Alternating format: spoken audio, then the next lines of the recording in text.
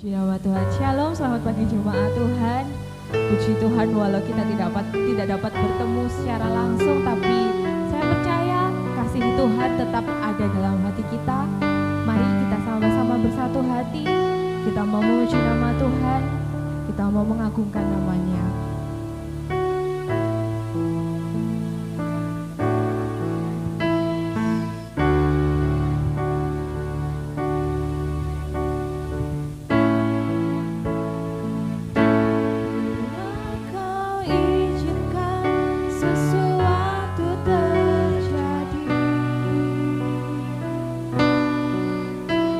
Percaya semua untuk kebaikan.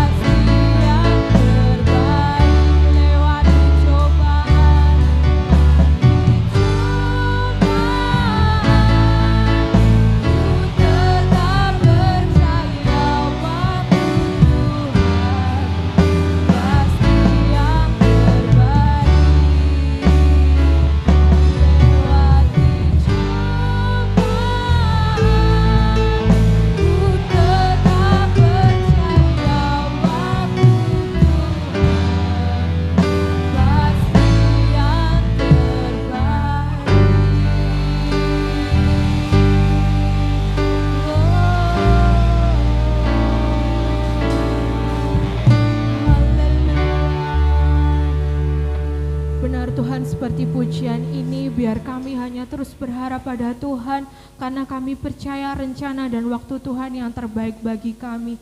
Di situasi yang mungkin tidak menentu ini Tuhan, kami mau hanya memandang dan melihat Engkau sebagai satu-satunya sumber kehidupan kami. Bapakku yang baik, kalau sebentar kami akan memuji dan meninggikan nama-Mu, kiranya Roh-Mu yang hadir bagi kami. Kami sudah berdoa, haleluya, amin. Kita mau menaikkan segala puji syukur hanya bagi Tuhan, kita mau bersorak bagi Dia.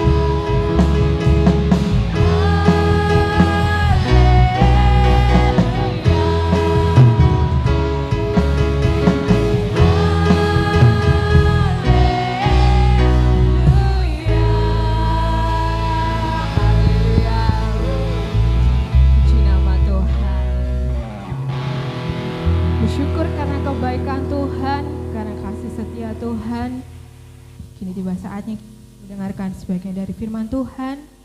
Kita mau siapkan hati kita. Kita angkat satu pujian arti kehadiran-Mu.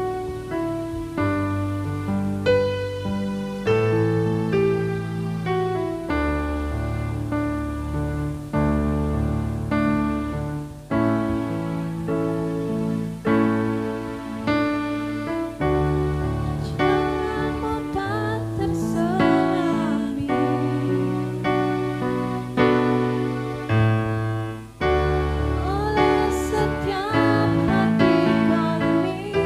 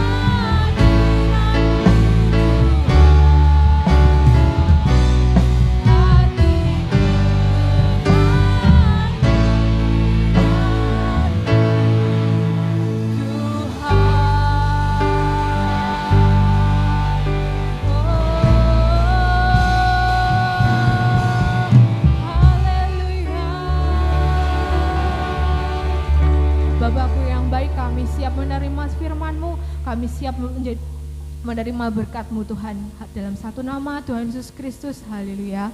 Amin. Shalom Bapak Ibu, saudara-saudara, haleluya. Bagaimana kabar saudara hari ini? Saya percaya walaupun di masa-masa pandemi yang masih terus berlangsung, bahkan di seluruh pulau Jawa dan Bali, kita sedang bersama-sama harus melewati PPKM darurat yang ditetapkan oleh pemerintah, saudara-saudara. Tapi saya percaya, saudara dan saya terus berada dalam pemeliharaan Tuhan yang hebat. Haleluya. Nah, Bapak Ibu yang dikasihi Tuhan, hari ini kita akan belajar bersama-sama tentang firman Tuhan, apa yang Tuhan katakan dalam kitab 2 Tawarikh pasal yang ke-7, ayat yang ke-13 dan yang ke-14. Ayat ini menarik untuk kita pelajari, saudara-saudara, sebab kita tahu bangsa ini membutuhkan anugerah Tuhan. Ayat ini berbicara tentang bagaimana sebuah bangsa dipulihkan.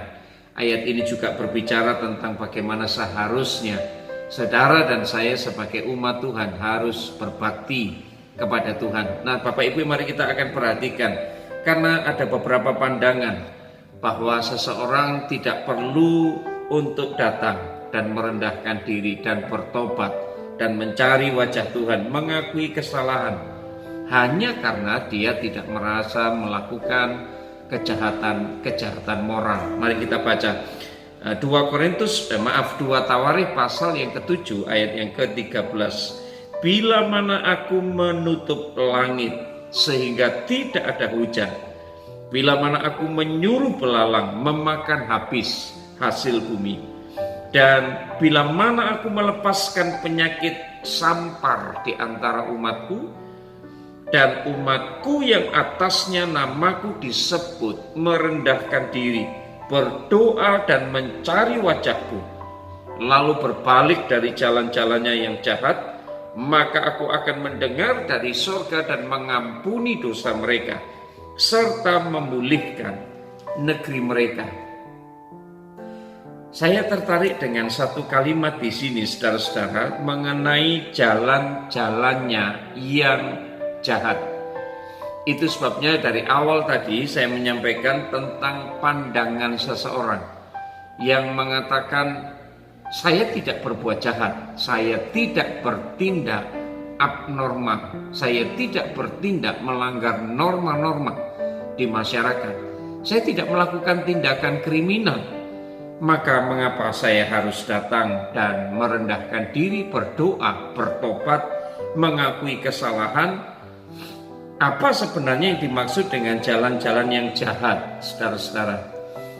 Saya memiliki beberapa tanggapan dan malam hari ini saya ingin bagikan untuk saudara dan saya. Yang pertama adalah, kalau kita membaca konteks Tawarikh pasal yang ke-7, ayat yang ke-14 ini, saudara-saudara, perhatikan baik-baik. Sebenarnya ini merupakan syarat janji pemulihan Tuhan. Syarat dan janji pemulihan Tuhan atas bangsa Israel. Tetapi saudara-saudara, bagaimana bangsa Israel ini bisa dilepaskan untuk menerima janji dan pemulihan dari Tuhan ini? Maka tidak bisa dilepaskan dari ayat yang ke-13. Kalau saudara perhatikan tadi ayat yang ke-13, ini berbicara mengenai sebab mengapa Tuhan memberikan syarat dan janji pemulihan. Coba sekali lagi kita akan memperhatikan. Bila mana aku menutup langit sehingga tidak ada hujan, aku menyuruh belalang memakan habis hasil bumi, aku melepaskan penyakit sampar di antara umatku. Jadi syarat untuk merendahkan diri, berdoa, mencari wajah Tuhan, berbalik dari jalan-jalan yang jahat. Saudara-saudara, itu disebabkan karena satu keadaan sebelumnya. Dan saudara bisa mendapatkan di ayat yang ke-13. Apa yang dimaksud dengan keadaan itu? Itu adalah keadaan sukar, itu adalah keadaan bencana, itu adalah keadaan krisis secara nasional. Dan pertanyaannya, Bapak Ibu dikasih Tuhan, apakah keadaan krisis nasional seperti sekarang ini, apakah sekali lagi keadaan krisis nasional ini juga sedang terjadi di tengah bangsa kita? Adakah bencana yang besar sedang menimpa bangsa kita? Adakah orang-orang yang sedang mengalami kesulitan untuk mendapatkan makanan? Adakah orang-orang yang terserang sakit penyakit? Adakah orang yang kehilangan pekerjaan? Kalau ada, maka itu artinya kita perlu melakukan syarat-syarat untuk keadaan bangsa kita bisa dipulihkan. Nah, saudara-saudara dikasih Tuhan, kalau keadaannya ternyata memang benar, tambah sukar, keadaannya banyak bencana, krisis secara nasional di segala bidang, kejahatan yang cenderung makin meningkat di mana-mana, terjadinya wabah seperti yang saudara dan saya sedang alami hari-hari ini dengan masa pandemi karena penyebaran virus corona, maka jangan bilang kita tidak perlu bertobat. Jangan katakan kita tidak perlu merendahkan diri di hadapan Tuhan, mencari wajah Tuhan dan berbalik dari jalan yang jahat. Jadi Bapak Ibu yang dikasih Tuhan, ini yang kita perlu perhatikan. Nah, ini pandangan saya yang pertama. Lantas saya juga berpandangan yang kedua, saudara-saudara, ketika saya membaca kitab Matius pasal 22, khususnya ayat 36 sampai 39 yang ini berbicara dalam konteks perintah utama yang Yesus berikan, ya. Kalau saudara perhatikan ayat yang ke-36 dalam Matius 22 mengatakan demikian, "Guru, hukum manakah yang terutama dalam hukum Taurat?" Maka ayat ke-37 Yesus menjawab, "Kasihilah Tuhan Allahmu dengan segenap hatimu, segenap jiwamu, dan segenap akal budimu." Itu hukum yang pertama dan yang utama. Tapi ada hukum yang kedua yang kualitasnya sama dengan itu adalah kasihilah sesamamu manusia seperti engkau mengasihi dirimu sendiri. Saudara-saudara yang dikasih Tuhan, ini adalah perintah utama bagi kita, umat ciptaan Tuhan. Saudara, jika kita mengenal Tuhan, jika kita ingin mengenal Tuhan, itu bukan saja sekedar hanya menjadi orang yang baik-baik saja. Tapi Bapak Ibu dikasih Tuhan, kita dipanggil untuk membangun kedekatan dengan Tuhan, keintiman, keterhubungan dengan Tuhan. Kita dipanggil untuk mengasihi Tuhan, menyembah Tuhan, memuliakan Tuhan sepanjang saudara dan saya hidup. Dari sudut pandang ini saja menurut saya, saudara-saudara, kita tidak akan pernah cukup untuk memenuhi standarnya Tuhan dan masih jauh. Dan barangkali harus hari ke hari kita semakin dibentuk. Bagaimana mungkin saudara dan saya sudah merasa baik-baik saja dengan hidup yang biasa-biasa saja sebagai orang yang baik selama kita di dunia? Bukankah ini masih jauh dari perkenanan Tuhan, saudara-saudara, apabila kita hanya sekedar hidup baik, semata-mata hanya berfokus apalagi kepada diri sendiri. Nah, Bapak Ibu yang dikasih Tuhan, mari pertimbangkan hal ini. Nah, Bapak Ibu yang dikasih Tuhan, saya berpandangan yang ketiga tentang bagaimana sebenarnya yang Tuhan maksud, Alkitab maksudkan dengan jalan-jalan yang jahat. Saya melihat dalam kitab Matius pasal yang ke-19 ayat yang ke-16 sampai yang ke-22, saudara akan mendapati sebuah cerita perumpamaan, tetapi juga apa yang akhirnya kita akan menarik sebuah kesimpulan. Dan ayat ini mengatakan demikian, saudara-saudara, ada seorang yang datang kepada Yesus dan berkata, "Guru, perbuatan baik apa yang harus kuperbuat untuk memperoleh hidup yang kekal?" Di ayat-ayat selanjutnya saudara akan mendapati bahwa Tuhan Yesus mengatakan kepada orang tersebut untuk pemuda ini melakukan hukum Taurat. Dan pemuda ini menyebutkan dengan bangga bahwa dia sudah melakukan hukum Taurat sedemikian rupa. Dan Yesus tidak menyangkali hal itu. Dia Allah yang Maha Tahu. Dan saudara-saudara, tetapi ada sesuatu yang mengganjal di hati pemuda ini. Saudara, jika ukuran sikap kepada Tuhan hanya sekedar menjadi orang yang baik-baik saja, Mengapa pemuda ini menjadi gelisah hatinya? Mengapa pemuda ini menemui Tuhan Yesus, lantas bertanya bagaimana untuk memperoleh hidup yang kekal? Bukankah dia orang yang baik? Bukankah dia orang yang sukses, orang yang terpandang tidak bercacat celah di mata masyarakat? Mengapa dia harus datang dan bertanya kepada Yesus mengenai bagaimana memperoleh hidup yang kekal? Hatinya tidak tenang. Dia tidak yakin dia akan masuk surga. Padahal tidak ada yang menyangkal mengenai bagaimana dia hidup dalam ketaatan kepada hukum Taurat. Itu karena di dasar hatinya, saudara-saudara, dia merasa menjadi orang yang baik-baik saja tidak cukup untuk diterima di hadapan Tuhan. Pemuda ini tahu, itu sebabnya dia datang kepada Yesus. Dia merasa posisinya belum tepat berada dalam masa-masa kekekalan nanti, ya. Dan saudara-saudara, sekalipun dia hidup dengan cara yang bermoral, tapi orang ini belum merasa dia bisa memuaskan hati Tuhan. Dan Bapak Ibu yang dikasihi Tuhan, memang benar, Tuhan kita adalah Allah yang mencari orang-orang yang berani membayar harga, meninggalkan segala sesuatu untuk mengikut Tuhan Yesus. Nah, saudara-saudara, ini yang perlu saudara dan saya pahami. Jadi, jika hidup normal sebagai orang-orang yang baik saja tidak cukup untuk kita diterima di hadapan Tuhan, maka bukankah kita harus mempertimbangkan, kita harus lebih bijak, kita harus melihat lebih jauh apa sebenarnya yang Tuhan maksud dengan meninggalkan jalannya yang jahat. Tidak cukup hanya menjadi orang yang sekedar baik. Nah, lantas saudara-saudara, saya juga melihat ada hal yang menarik pada bagian yang lain. Kalau saudara dan saya membaca kitab Ulangan, saudara akan menemukan di bawah judul perikop berkat dan kutuk dari hukum Taurat. Mari kita lihat dari perspektif berkat dan kutuk dalam Taurat, ya. Saudara bisa melihat kitab Ulangan pasal 28. Saudara-saudara, berkat diberikan bagi bangsa yang taat dan dengar-dengaran firman Tuhan. Maka bukti bahwa Tuhan berkenan atas hidup mereka.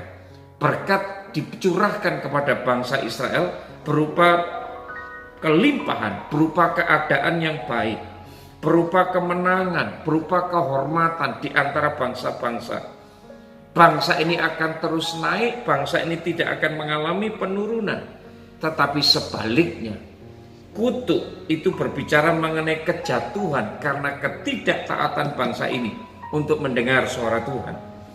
Tidak setia menjalankan kehendak Tuhan, maka ditandai dengan keadaan yang semakin memburuk. Ada malapetaka, ada celaka, ada bencana, ada kekurangan, kekalahan, dan kemerosotan. Menilik kondisi bangsa kita, Bapak Ibu Saudara yang dikasihi Tuhan. Menilik, melihat kembali bangsa kita apakah seperti kondisi yang pernah dialami oleh bangsa Israel pada waktu itu, ya. Jika dalam keadaan merosot kondisi bangsa ini dan mengalami degradasi, penurunan di segala bidang, maka saya pikir sudah seharusnya bangsa kita ini tahu bahwa kutuklah yang sedang turun di atas bangsa ini. Maka menjadi kewajiban saudara dan saya untuk menghampiri Tuhan, meninggalkan jalan-jalan yang jahat. Kejahatan bangsa ini mungkin sudah sampai di hadapan Tuhan. Jadi Bapak Ibu yang dikasihi Tuhan, ini menjadi tanggung jawab besar kita, supaya Allah tidak menahan berkat-Nya atas bangsa ini, supaya Tuhan tidak melepaskan hajarannya atas bangsa ini. Mari kita akan berdoa kepada Tuhan, meminta ampun kepada Tuhan sebagai mewakili bangsa kita kepada Tuhan. Nah, saudara-saudara, bagian yang terakhir yang menurut saya cukup menarik untuk kita pahami adalah, mari kita membaca kitab Lukas pasal yang ke-18. Saya menemukan bagian yang menarik di sini dalam kitab Lukas pasal yang ke-18 ayat yang ke-9 sampai yang ke-14.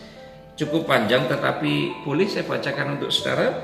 Dan kepada beberapa orang yang menganggap dirinya benar dan memandang rendah semua orang, Yesus mengatakan perumpamaan ini. Ada dua orang pergi ke bait Allah untuk berdoa. Seorang adalah Farisi, yang lain pemungut cukai. Farisi ini berdiri tegak, berdoa dengan hatinya. Begini katanya, "Ya Allah, aku mengucap syukur kepadamu karena aku tidak sama seperti semua orang lain. Aku bukan perampok, aku bukan orang lalim, bukan pezina, dan tidak seperti pemungut cukai. Aku berpuasa 2 kali seminggu, aku memberikan 1/10 dari segala penghasilanku." Tetapi pemungut cukai itu berdiri jauh-jauh. Bahkan ia tidak berani menengadah ke langit, melainkan ia memukul diri dan berkata, "Ya Allah, kasihanilah aku ini orang berdosa. Aku berkata kepadamu, orang ini pulang ke rumahnya sebagai orang yang dibenarkan oleh Allah dan orang lain. Dan orang lain itu tidak. Sebab barang siapa meninggikan diri, ia akan direndahkan. Dan barang siapa merendahkan diri, ia akan ditinggikan."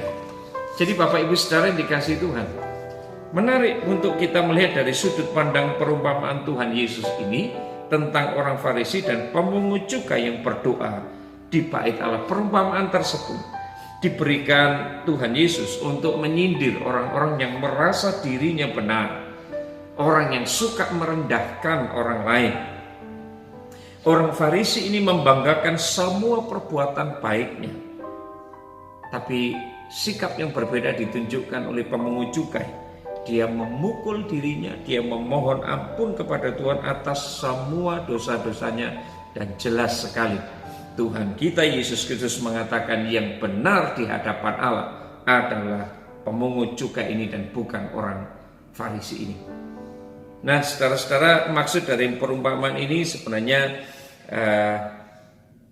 bahwa saat kita menghadap Tuhan, saat kita menghampiri Tuhan, haruslah saudara dan saya bersikap untuk memeriksa diri kita, merendahkan diri kita, meminta kita dilayakkan oleh Tuhan, memohon belas kasihan Tuhan atas saudara dan saya. Saya pikir itulah pertobatan. Bapak Ibu dikasih Tuhan, semangat pertobatan, semangat yang dihargai oleh Tuhan, dikenan di hadapan Tuhan. Karena bagaimanapun manusia selalu memiliki kesalahan, dan barangkali saudara dan saya adalah orang-orang yang syarat dengan kesalahan. Sikap memegahkan diri, mereka sudah merasa baik, mereka merasa berkenan di hadapan Tuhan, dan sesuatu yang justru ditentang oleh Tuhan. Dan saudara-saudara, ketika saudara dan saya menghampiri Tuhan, firman Tuhan mengatakan ini yang Tuhan kehendaki. Kita datang dengan sikap yang tidak membanggakan diri, apalagi menyalahkan orang lain.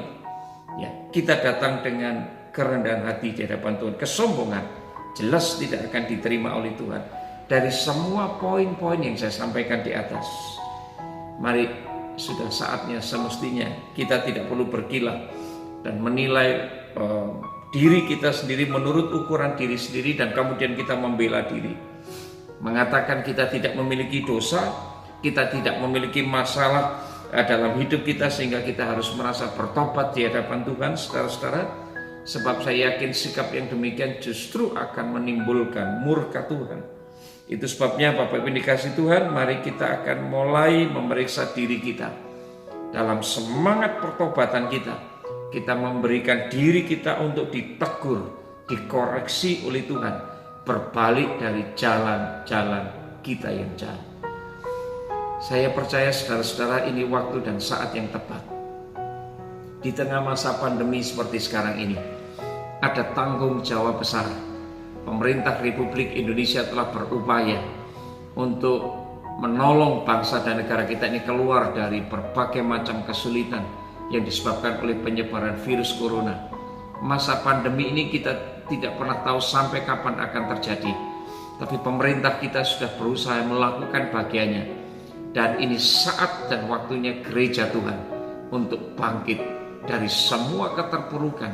Kita menghampiri Tuhan, ini bagian kita, membawa bangsa ini, mewakili bangsa ini merendahkan diri di hadapan Tuhan, mencari wajah Tuhan, bertobat, meninggalkan jalan-jalan yang jahat, dan mewakili bangsa kita meminta ampun kepada Tuhan, meminta belas kasihan dan pertolongan dan kasih karunia Tuhan.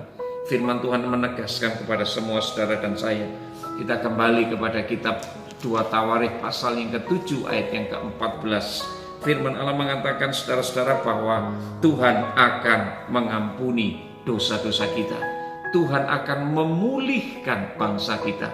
Ketika Tuhan melihat ada umat Tuhan yang membawa bangsa kita ini, membawa bangsa ini, mewakili bangsa ini, merendahkan diri di hadapan Tuhan, mencari wajah Tuhan, meninggalkan jalan-jalan kita yang jahat.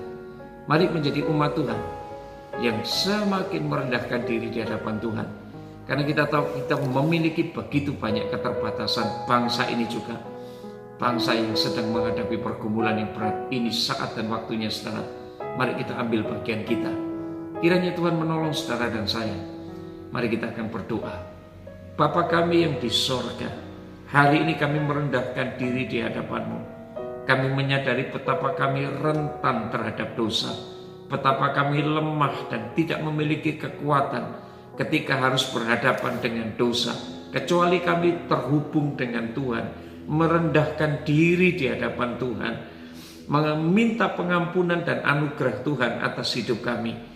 Tuhan, tolong kami Tuhan, mewakili bangsa kami di hadapan-Mu. Kami memohonkan ampun atas dosa bangsa ini kepada Tuhan. Kami tahu ada begitu banyak pelanggaran yang terjadi, ada begitu banyak penghujatan yang juga terjadi di tengah bangsa ini terhadap Tuhan dan kedaulatan Tuhan. Itu sebabnya hari ini Tuhan, kami menghampiri Tuhan, memohonkan ampun atas dosa bangsa ini. Pulihkan negeri kami Tuhan, berkati negeri kami, berkati para pemimpin bangsa kami dengan hikmat-Mu untuk mengambil setiap keputusan yang penting bagi keberlangsungan bangsa ini menjadi bangsa yang semakin baik, bangsa yang diberkati oleh Tuhan. Terpujilah nama Tuhan, kami bersyukur berdoa di dalam nama Yesus. Amin. Tuhan Yesus memberkati.